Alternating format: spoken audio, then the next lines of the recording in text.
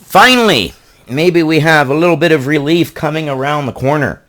Pfizer says that it is going to apply for emergency use authorization for their new vaccine for the Big C, and maybe things will go back to normal.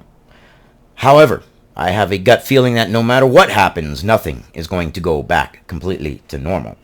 That we are going to see the ramifications for this for generations, I believe. But we finally have a 95% effective vaccine for a virus that is less than 1% deletion rate. I think we'll be just fine. Let's read this from the Daily Mail. Pfizer will seek FDA approval for COVID-19 vaccine in days, as final trial analysis shows it is 95% effective, days after Moderna's breakthrough.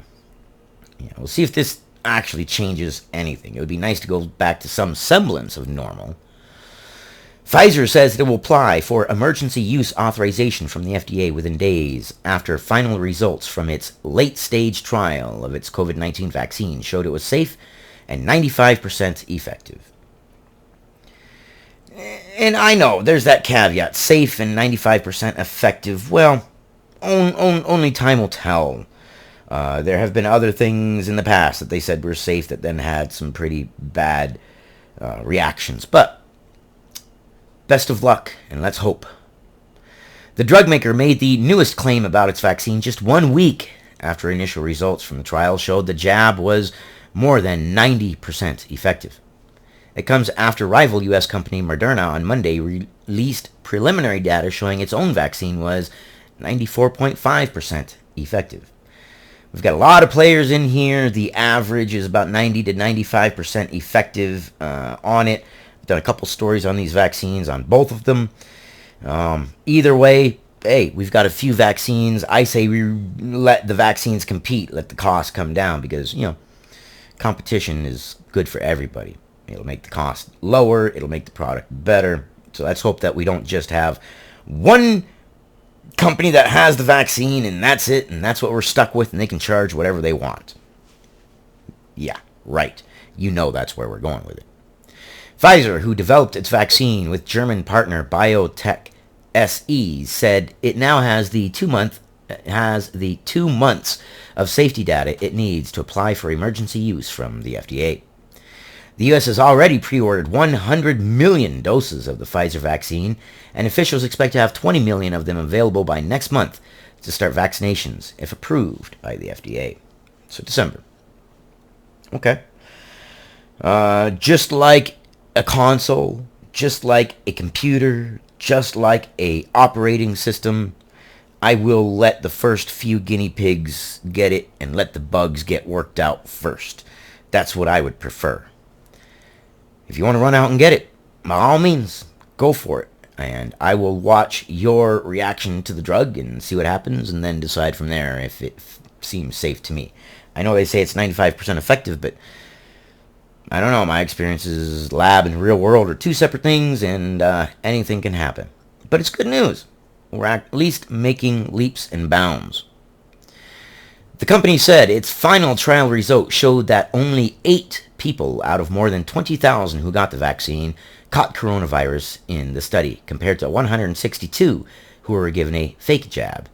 A total of 10 people got severe COVID-19, one of whom had been given the real vaccine. Just like any drug, not perfect, not 100%, but it's a start. Pfizer said it expects the FDA's Vaccine Advisory Committee to review and discuss the data in a public meeting that will likely be held in December. Hey, my birthday. Pfizer shares rose 3% in pre-market trade off the back of the announcement, while BioNTech's U.S.-listed shares jumped 8%. Well, I did not invest. The better-than-expected data from the two vaccines, both developed with the new technology known as messenger RNA.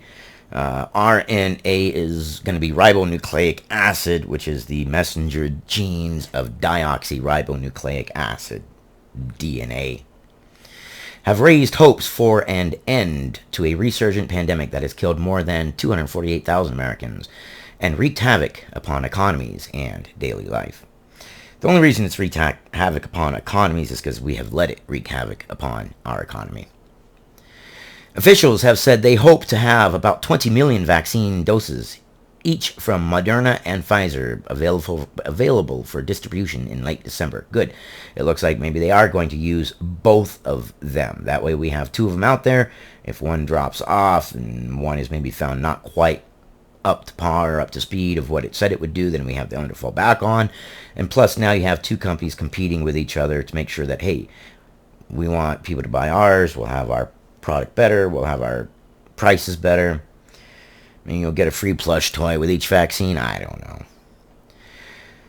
know. The first shots will be offered to vulnerable groups like medical and nursing home workers and people with serious health conditions. An expert panel advising the CDC are meeting next week to determine the order of priority for vaccines distribution.